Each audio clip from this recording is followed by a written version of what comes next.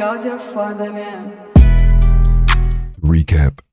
The girls brainwashed the Tates into thinking they loved them, framed them by calling the U.S. Embassy shortly after they arrived, said they were free to leave, wanted a movie deal. So I have not covered this story whatsoever, but all I have to say, if this is true, is free the Tate Brothers.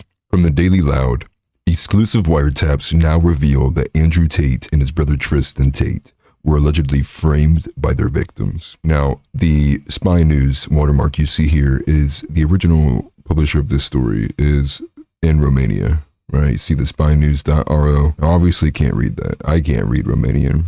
So the breakdown here from this is from Sportskita. If you Google Andrew Tate right now, the top stories are not at all. Look at these 3 hours ago, 2 hours ago, 2 hours ago, 4 hours ago. From Vice, Andrew Tate's Hustlers University offered prizes for followers to cancel KSI. You think that's more relevant than WhatsApp images being released that show that these two women who accused him of this in the first place are framing him for what may potentially be a Hollywood deal? This thread will give you a much bigger picture. This is from Suleiman Ahmed on Twitter. He's an investigative journalist, candidate researcher, all of that stuff, good stuff. Verified messages have been leaked, and it clearly shows that the women planned to frame the Tates. They manipulated the Tates into believing they loved them and framed them by involving the embassy shortly after arriving. This case is over. U.S. woman arrived in Romania on April 6th. They called the U.S. embassy to frame the Tates. Her mother: "Go to hell, Emma, with your arrogance and ignorance and bullshit. Go to Whoop Whoop Land or Bangkok or Bora Bora. Who is stopping you? The whole American embassy is on alert because of you. Emma, that's your fault. So this was pre-planned, and the aim was to take the Tate brothers out. So before the possibility of being trafficked, she had already contacted the U.S. Embassy and planned to move to London." Emma says her and Aliona have brainwashed Andrew and Tristan Tate. Aliona is the second female who accused the Tate brothers. "We have made the brothers believe we are in love," quote.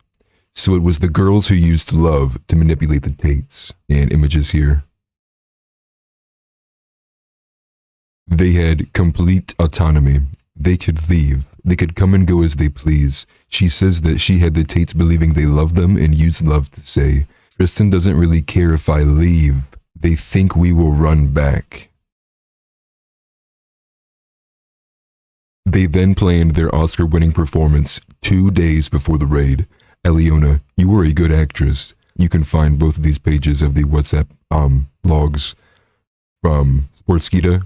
You can also find it from insidesport.in, two places I found first. Then 1 day before the raid, they say we need an Oscar, but also planned the whole loverboy trafficking argument. They even planned the text they will send the Tates, saying a nice message saying we are hurt or shit like that and we do love them. And what's the goal? Well, it's to get a movie written about them. Hollywood, sign these girls up. Emma, we are getting a movie ASAP. Let's email Netflix ASAP. Hulu, Amazon Prime. Suleiman goes on to say, "I have verified the authenticity of the messages. They are real. The timestamp issue was due to a glitch/download issue. If these were doctored, then fake times would have been created to stop any contentions, but it was important that no one changed the original document." Recap. The girls brainwashed the Tates into thinking they loved them, framed them by calling the U.S. Embassy shortly after they arrived, said they were free to leave, planned the deformance to die-cot, wanted a movie deal. This article from Sportskita is about the most best one I could find. Wiretap leaks reveal how Andrew Tate was allegedly framed by his victims.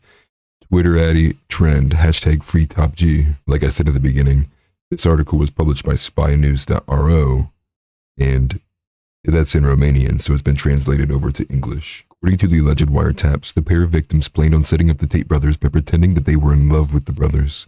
They then had planned to feign ignorance if they were caught in a police raid on Tate's property and discussed using disguises so that they were not recognized following the raids. Images of the alleged wiretaps were uploaded to Twitter. And on top of the original thread we just went through, this is from a couple hours ago, Andrew Tate, prosecutor leak. This is also from Suleiman Ahmed.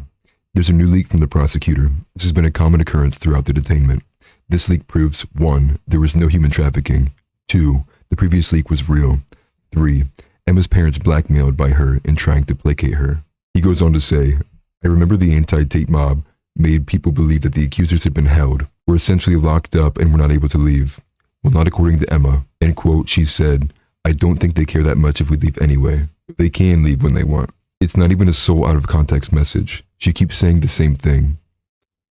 Again, end quote, Emma saying, I'm not so concerned. Tristan doesn't really care that I leave. Once again, she can leave whenever she wants as Tristan doesn't care if she leaves, and she's not even worried. There's no fear. Another point the anti-Tate mob made people believe was that she was trapped and had no access to her phone, but she is clearly talking to her parents in Alyona. Also, she says they don't check phones. Their claims are falling apart. In reality, shortly after arriving, Emma blackmailed her parents. If they didn't help, she would disappear and go missing. They had to placate her. If you stop me from going to London, expect me to disappear. That's ridiculous. I can't believe someone would do that to their own mother. She made the parents afraid through this blackmail. They knew the threat was real as they have been dealing with Emma's disappearances before she even met the Tates. Here's an image of Emma previously disappearing. In this image, it says missing, endangered, 15-year-old Emma Gabby missing, maybe carrying a guitar. That's incredible. Seems like a case of mental illness. The messages of the parents are clearly of people who are concerned with Emma's antics but are careful not to have a scenario where she throws a tantrum and refuses to come back home. The father even says, do not display the aggression that you have.